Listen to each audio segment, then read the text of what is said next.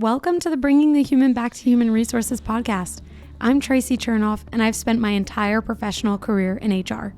Each week, we'll explore the delicate balance between people and business with the aim to reconnect the two and create meaningful outcomes. Listen in as I share my own experiences, challenge the status quo, and chat with guests from various industries about our mission to bring the human back to human resources. Hi, everyone. Welcome back to the Bringing the Human Back to Human Resources podcast. Thank you so much for being here for another week. Don't forget to rate, review, and subscribe wherever you're catching this episode, whether you're watching, listening, or consuming this content in some other way. This week, I'm not going to belabor this point. I just want to preface by saying, and I know that this is in my show notes, and most of you probably already know, but I want to say this again, just to reiterate. My opinions or whatever I share on this episode are my opinions alone. They don't reflect the opinions or thoughts or strategies of my employer or really of anyone else's opinions, just my own. I'm going to talk about a topic and potentially a person that could make people feel some kind of way. So I'm just going to I just want to again say that anything that I say in this episode is not a reflection of the company that I work for, anyone that I work with or work for, and that's that. So these are just my opinions. I'm going to talk about AI a little bit, but really I want to talk about some recent layoffs and some articles that I've seen from notable HR people. One person in particular is Josh Bersin, who is a very well-known HR voice, just generally, like in business, but also, of course, in HR. And he's actually really someone that I deeply admire, that I think does really great work. However, his recent takes on some situations that involve AI, allegedly, are not, to me, takes that I would expect from him, and I would say are hot takes.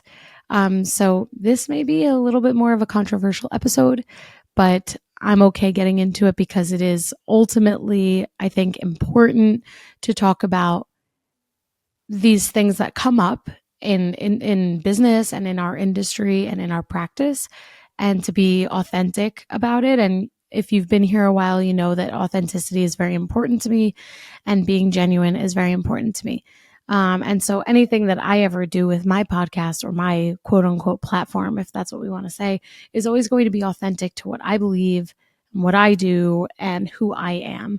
And it's not to say that that isn't the case for others, but I just don't really love the perspective, I guess, that I've been seeing online recently. So let's just jump right in.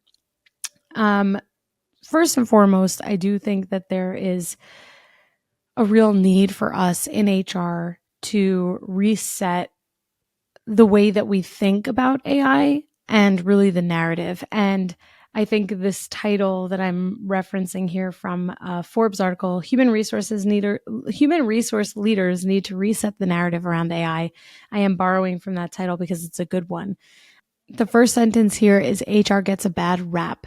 And I do agree. And I think, when I think about how AI has been such a leading discussion point or topic, not only in HR, but in business and in society, it's important that we understand it. It's important that we understand how to use it. And it's important, I think, that we also understand when it impacts or affects jobs and when it doesn't. So that's going to be our foundation for today's or this week's discussion and this week's episode. Now, I want to jump back into what I kind of originally started talking about, which was this perspective that I've been seeing online. So to kind of set the stage here, a couple weeks ago, by the time this episode airs, some pretty large companies recently had a reduction in force. And so these companies in particular are Intuit, which is a financial software company for businesses, and UKG, which is an HR software company, laid off really a significant percentage of their teams. UKG laid off about 2,100 people, or 14% of its workforce, and Intuit laid off, if I see here in the article, about 1,050 people who they said were underperforming, which is about 10% of their workforce. So significant. To me, if you ask me, even 1% of an organization is significant. 1% of UKG would be 150 people. So it's significant either way you fold it. But of course, when we think about 14% or 10%, those are some pretty significant numbers. Again, I always like to lead with the actual number of people because it's easy to wrap things up into percentages. But actually, when we understand that 14% represents 2,100 human beings who now no longer have employment, that's, it's kind of important to see that picture versus the percentage. So, I could see someone saying like 14%, that's not so major, no big deal. But 14% of any company is large. That's almost a fifth of an organization. So, I always think it's important to break down or to really showcase what the percentage actually means. So the reason why I want to talk about this is because Josh Bersin, again, very notable HR voice and HR professional, basically pitched, I don't want to say pitched, maybe it's a little bit of not the right term, but positioned these reductions as equivalent to growth for the companies, and that these reductions are a result of the companies growing and the companies investing money into AI as a way to grow. Now, the first reaction that I had, and I think it remains as my reaction today, and that is when we do that, when we say 2,000 people, or even if we combine these two organizations, over 3,000 people were laid off as a way to grow the company through AI. What that does is it negates the employees' experience, the former employees' experience, the terminated employees' experience. It negates the responsibility on the employer and what that decision was and why that decision was made. Even though it kind of positions this idea of growth, but it does, to me, kind of dissolve or absolve, I should say, the company of some responsibility. And I'm going to break that down in terms of what I mean. And then it also kind of, it positions humans against AI and AI against humans. And I don't know, I can't assume what Josh Bersin and other thought leaders meant when they started to talk about these layoffs and while juxtaposing them against AI and growth and all of that. I don't want to make the assumption that they did that without thinking about how it would look, but that's how it looks. It looks like humans are really expensive, and so we need to unemploy them. We need to terminate them in order to have enough money to employ or basically roll out or invest in non-human technology. Like it creates this dichotomy, and it creates like a competition actually between the humans and the AI. And there shouldn't be a competition between humans and AI. Of course, technology and computers can do things maybe more powerfully in terms of speed and efficiency compared to humans, but AI can't do things that humans can. And this is where, as HR leaders, we really need to understand, what is AI capable of? How can we leverage it in order to do a better job and in order to be more efficient and more effective? And where are humans best suited? Now, I'm not going to go on record and say UKG did a bad thing or Intuit did a bad thing, because I don't really know, and I probably will never know the true reason why they decided to have a reduction in force, which, by the way, reductions in force are totally normal. Layoffs happen. mass layoffs happen, these things are unfortunate but normal. I think the challenge that I have is that we are seeing the conversation move away from what the company's decision was and move into, it's okay that there was a reduction in force, and here's why. And it's because the company is investing in AI. Ultimately, and this is kind of what I earmarked before, which is that I would come back to something that I would come back to, which is that when layoffs like this happen, I really believe that it's a reflection of poor planning on the company's part, whether that's, business leaders in the C-suite or in HR collaboratively, right? Because all of us know that HR does not make decisions to lay off employees.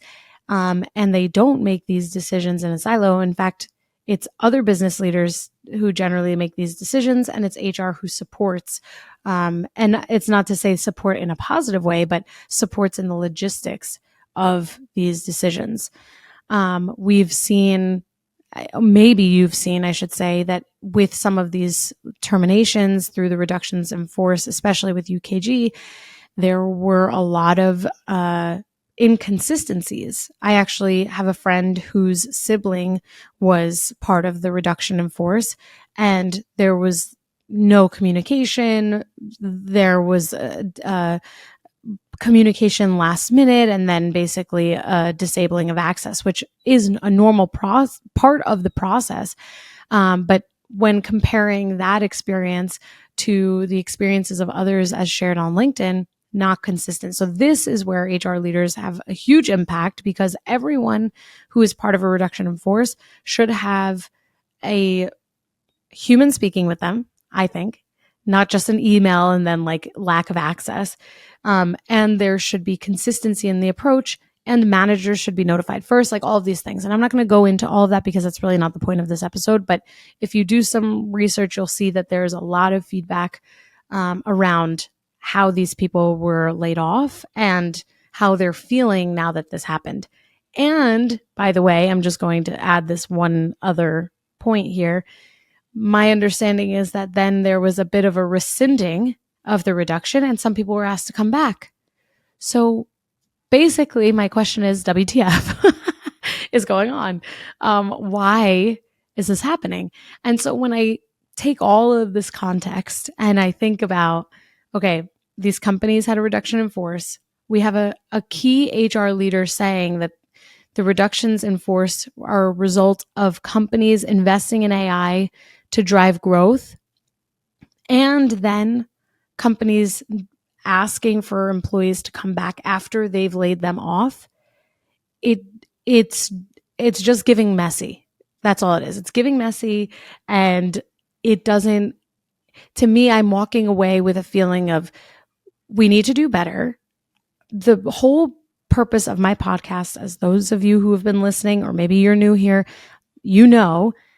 my whole ethos around starting this podcast is to destigmatize HR, challenge the status quo, and bring humanity back into what we do, into our practice. And all of this is ripe for opportunity. It's okay to make mistakes. We have to learn from mistakes when we make them. But it's almost like I have feedback for the companies, and then I have feedback for Josh Bersin and other HR leaders. And I realize that I'm putting Josh Bersin a little bit on like a platform here where it's almost like a roast, and I'm not really intending to do that. I would love to speak with him directly about this, but I'm like a small fish and he is a big fish. So, we'll see, maybe one day. But we can't, to me, okay, I'm going to be frank. It's irresponsible as HR leaders to put humans and AI in competition of one another. And it's irresponsible for us to say that reductions in force are moves to grow companies. They're not.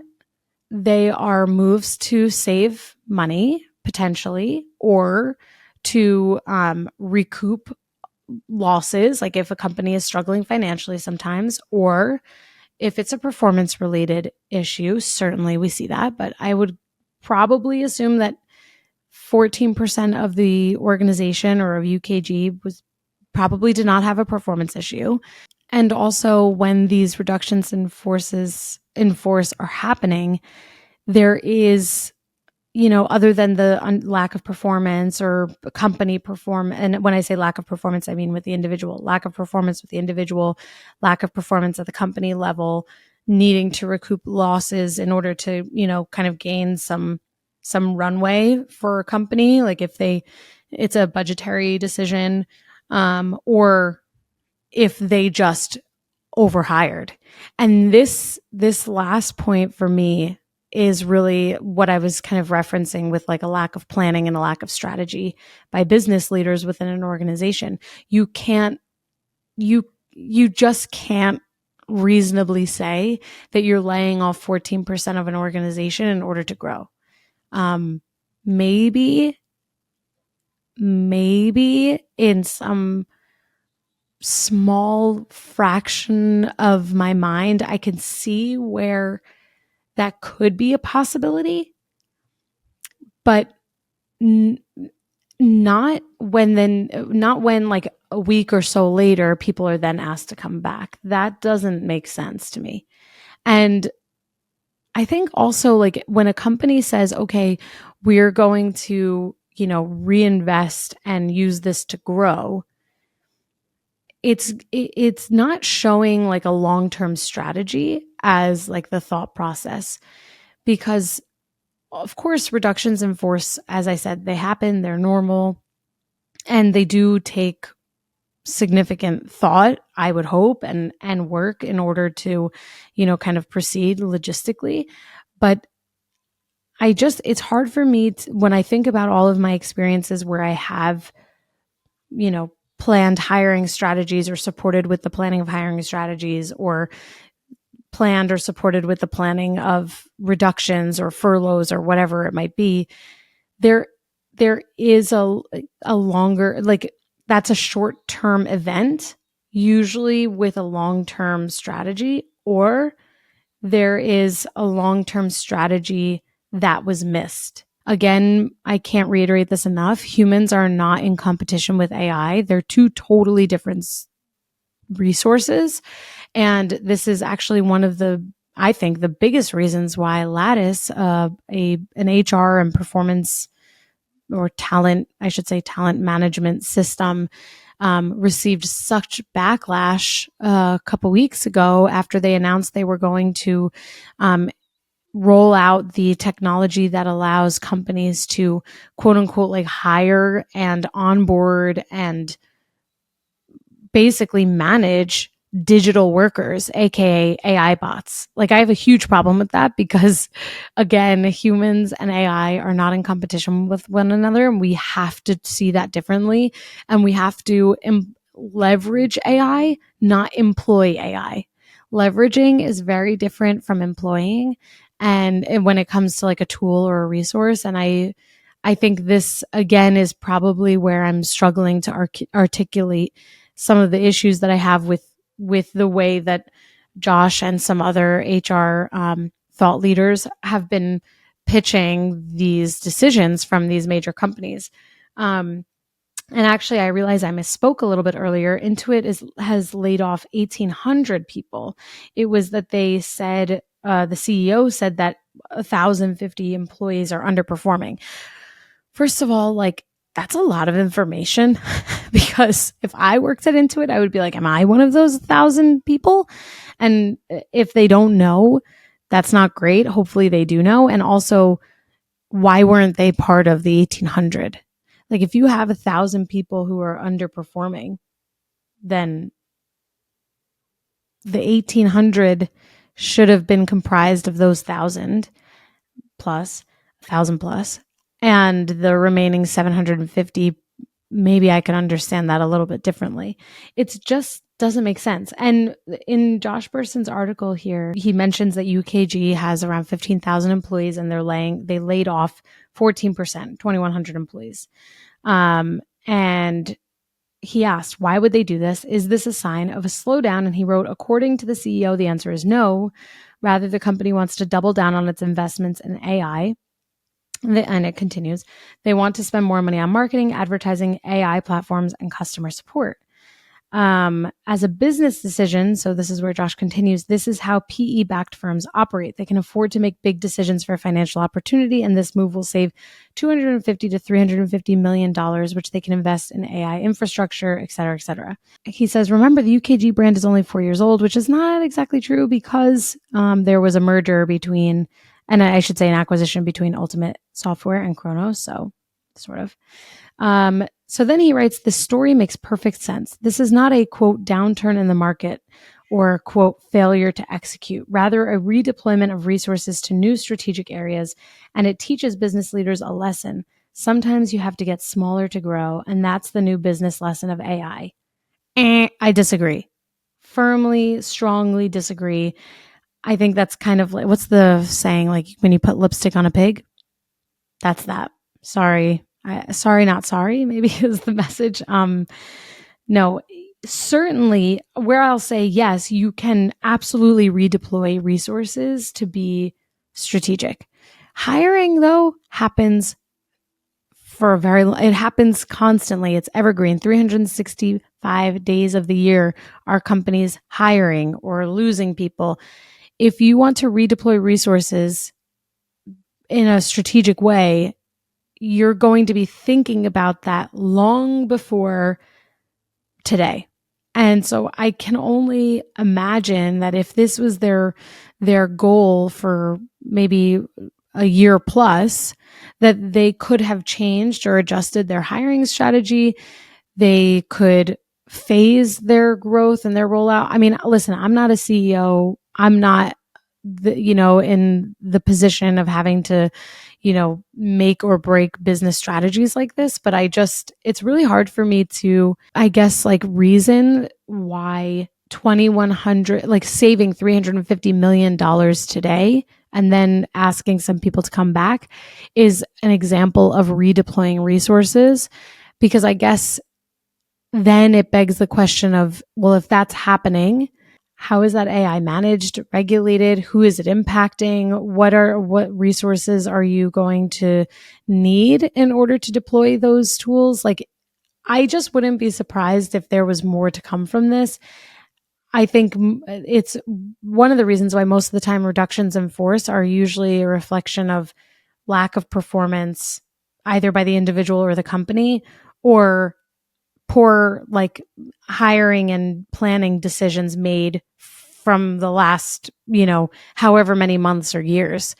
And I just think this really absolves the business leaders of the responsibility that they had when they were making decisions to hire all of these people.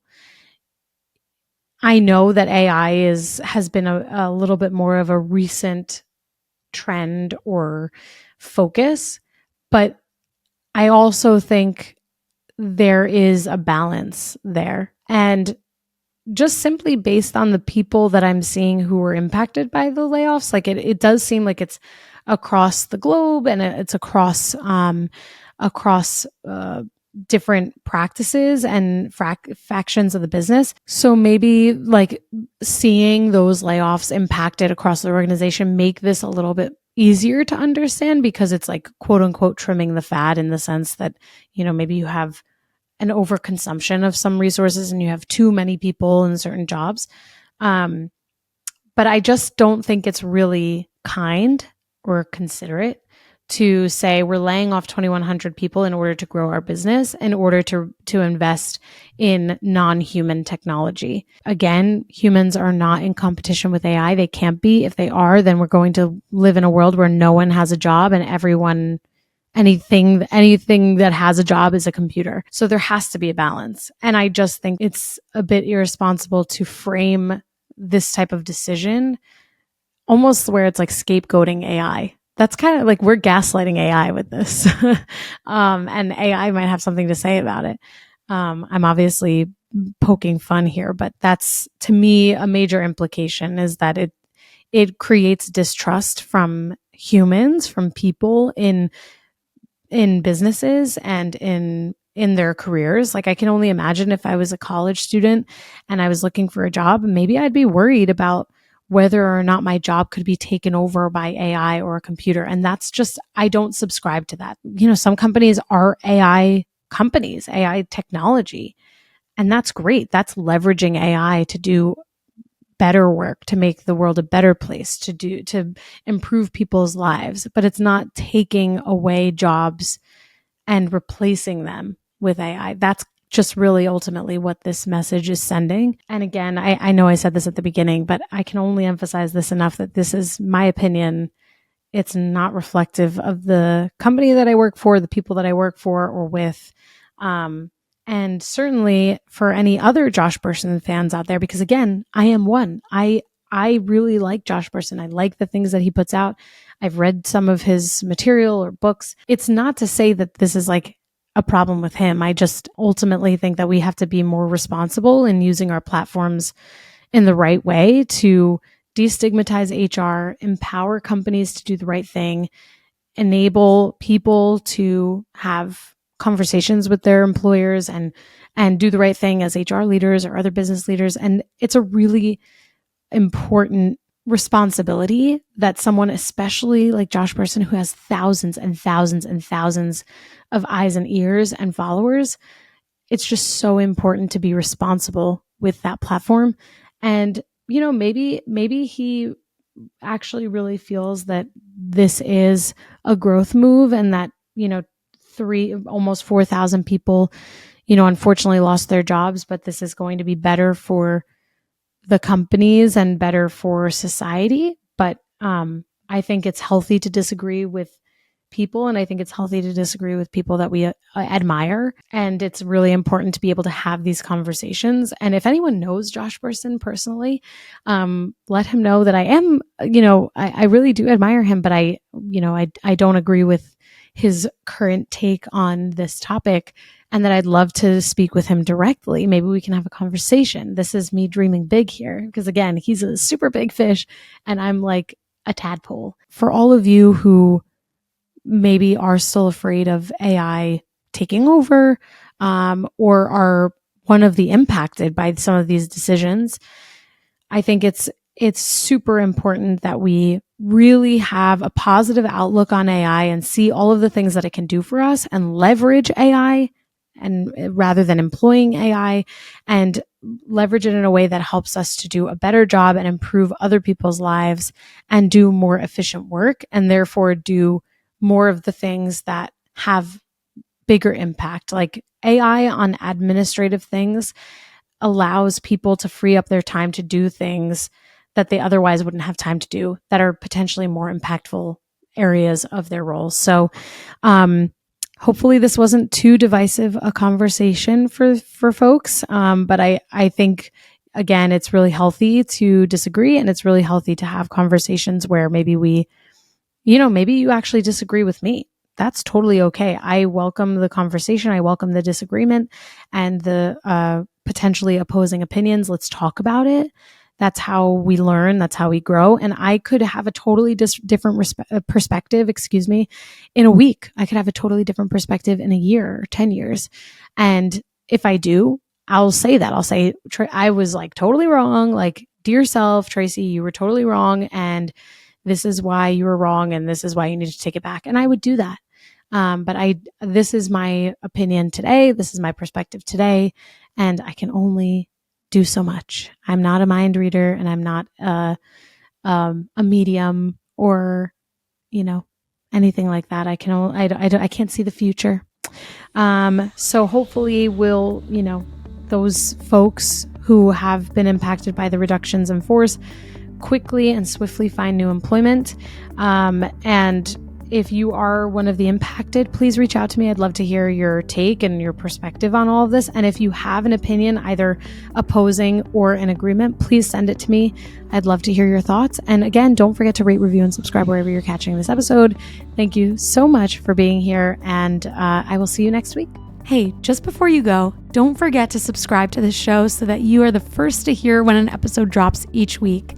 And maybe leave a 5-star review and a comment about how much you loved this episode. Plus, if you have someone in mind who would really enjoy this episode, make sure you share it with them. Thank you so much for tuning in, and I will see you next week.